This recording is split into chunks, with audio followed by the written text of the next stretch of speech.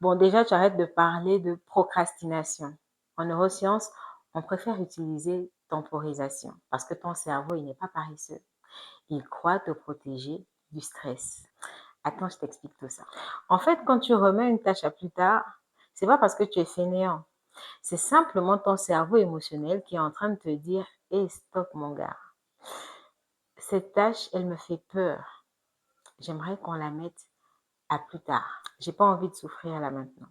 Et donc, il va t'envoyer scroller, regarder des vidéos sur TikTok, ranger ta chambre ou alors regarder une série télévisée.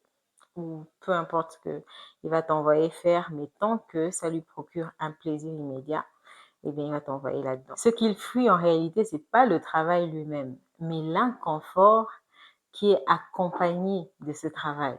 Regarde, il y a des gens qui ont envie d'écrire des livres, par exemple. Et puis, ces personnes-là vont se retrouver avec des millions de pensées qui vont traverser leur esprit.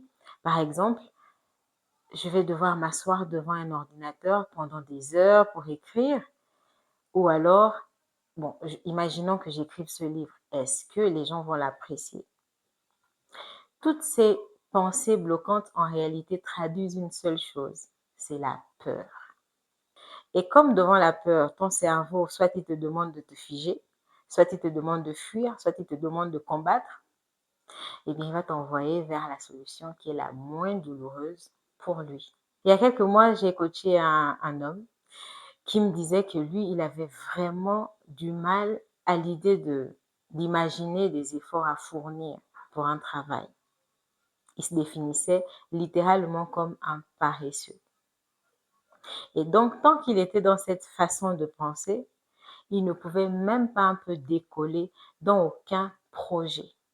En réalité, si tu n'as pas appris à calmer le stress que génèrent toutes ces pensées bloquantes qui t'envahissent l'esprit à chaque fois que tu imagines un travail à faire, tu vas toujours rester dans cette boucle infernale de je sais ce que je dois faire, mais je ne vais pas le faire maintenant. Si tu as compris ça, en réalité, tu as compris que tu n'as pas besoin de te forcer. Tu as simplement besoin de te réguler. Et ça, c'est un vrai travail sur ton cerveau, pas sur ta volonté. Si tu as envie que je t'aide à sortir de cette boucle de temporisation infinie, écris-le moi en commentaire. D'ici là, porte-toi bien. Bisous.